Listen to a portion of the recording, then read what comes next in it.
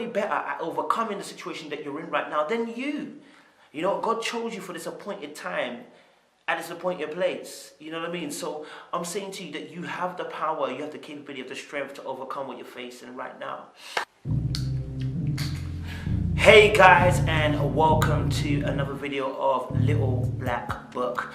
We are here talking to you about mental health and how important it is for you to have your mental health in check whilst at uni. Listen guys, I think mental health is one of the things that we don't often talk about, especially as black people within our circles. But whilst you're in university, I want to talk to you about the topic of anxiety.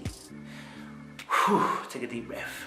The Bible says to be anxious not, and to pray about all things, basically. So it says be anxious not and pray about all things. Provided maybe you're not a Christian and maybe you're not a religious person, then I would say be anxious not and talk about everything else. So talking doesn't necessarily have to be in dialogue with a human being, but it could be writing, it could be as in like writing a diary, it could be expressing yourself like as in putting yourself in third person, doing monologues and talking about yourself. Anything to kind of get it off your chest into that atmosphere will be a form of dialogue and talking.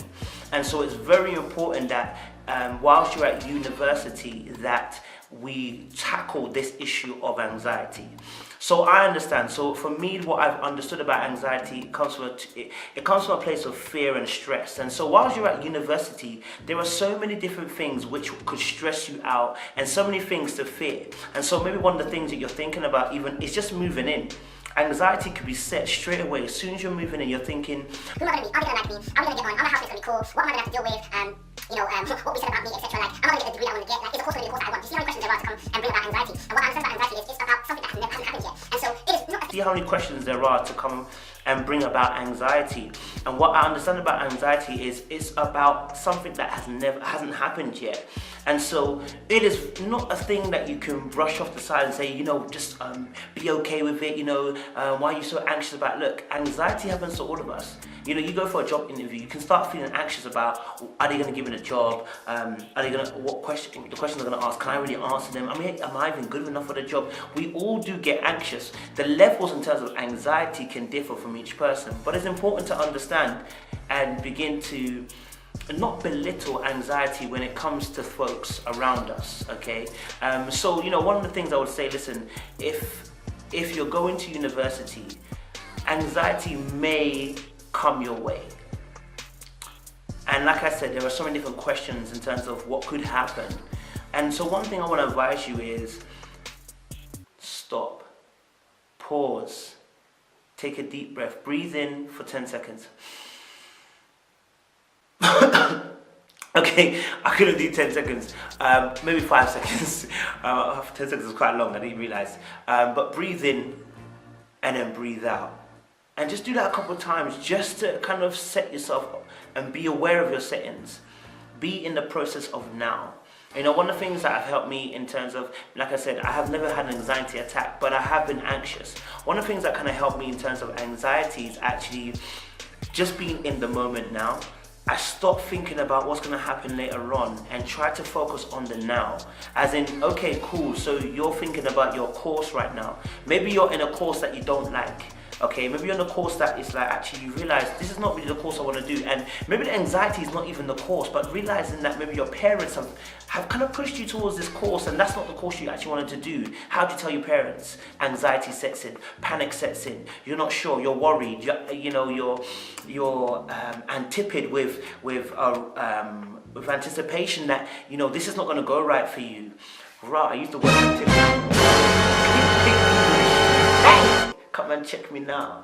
I don't even know if that was the right context, but it sounded right. But anyway, you know, there's so many different things that are going to be crossing your mind, you know, and so again, that's what I want to say. Just stop, be in the process of now, you know, and whilst you're focusing on now, it kind of stops you from focusing so much on what is going to happen or what potentially could happen. We don't even know if it's going to happen.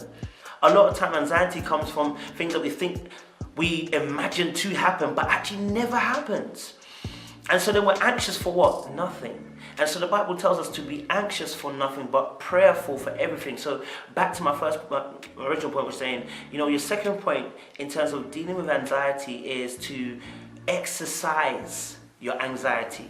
Exercise your thoughts. Look, you may be feeling a certain way. I mean, sometimes, to be anxious about something is that you kind of blow the situation out of the water compared to the actual situation. You're now you're not sure if this is a course for you, and now you're breaking down and you don't want to even exit the house no more.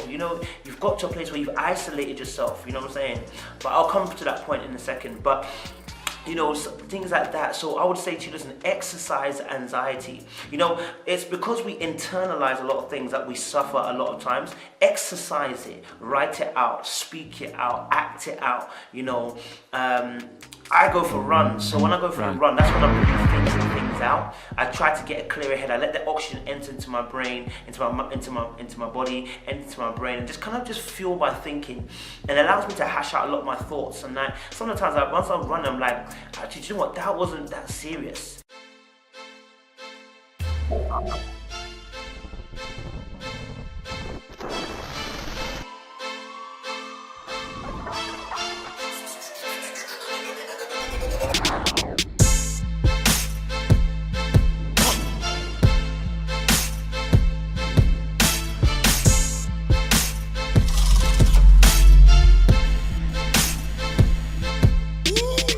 Third point I would say to you is do not isolate yourself. I think one of the things about going into mental health awareness is that people become isolated, and when they become isolated, the Bible says that the devil roams like a roaring lion, seeking for whom he may devour. Now, you may not be a Christian, so let me put it this way. Life seeks to and fro for you, and he's seeking to devour who? You.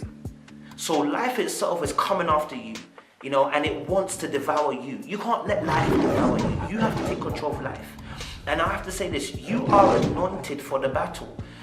As a Christian, we would say that Christ was anointed to deliver us from the kingdom of darkness to the kingdom of light. What has that got to do with you? Well, let's say you're not Christian. I'm going to put that again. Well, then you are anointed to deliver yourself out of the situation you're in. You're anointed for the battle that you're facing. In fact, the word anointed means to be chosen.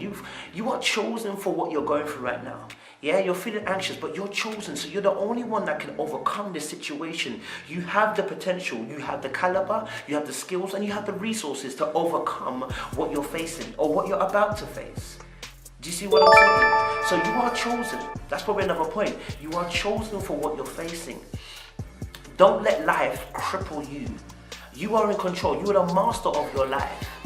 And that probably sounds like a contradiction with a lot of Christians. You probably hear that saying, I don't mean in the sense of in the master of your life, as in you rule your life, but in the sense of you have the power to make decisions. This is what God has given every individual, the power to make choice. And so you have to make correct choices. So don't isolate yourself, because when you isolate yourself, the enemy will grab you. When it comes to anxiety, a lot of times you have to ask yourself, what is it that you fear? What do you fear? And I think with fear, I think that's universal. We all suffer with fear. And some people there's a flight, fight, and kind of freeze kind of reaction that we have to all situations. Will you fight, or will you fly, or will you freeze in the situation? Either way, you're making a decision. And I think when it comes to fear, you've got to face that fear. You've got to face that fear. Now, you may lose the battle. You may fall down once, twice, 3, 4. You may lose that battle. For instance, some of you are probably scared of even going into new public spaces. Okay, the first time you went into the public space, you came out and you said you couldn't do it, you can't do it. Go again. Yeah, okay, cool, you came out. Second time, you couldn't do it again, you came out.